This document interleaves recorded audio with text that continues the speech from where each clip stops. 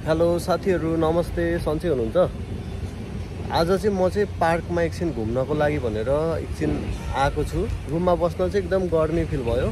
आजको मौसम एकदम गर्मी छ, किन हो वेदर पनि एकदम चेन्ज भएको भएर होला। आज एकदम गर्मी, रुममा बस्दा बस्दा विरक्त लाग्छ नि, त्यस्तो अब झ्याउ बोरिङ फिल भएर चाहिँ म चाहिँ यता पार्कमा आएर बसेको छु। यहाँ चाहिँ शीतल बिरुवा एकदम धेरै छ।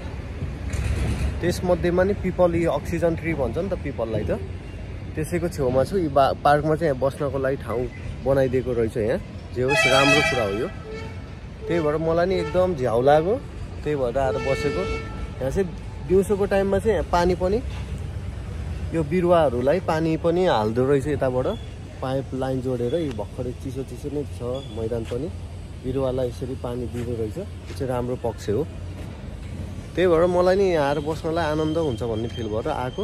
जे होस् सोचेको जस्तै छ, चिसो मौसम पनि राम्रो छ। यहाँको चिसो ग्रिन हरियाली वातावरण भएर होला। ठिक छ, बाई साथीहरू, फेरि भेटौँला।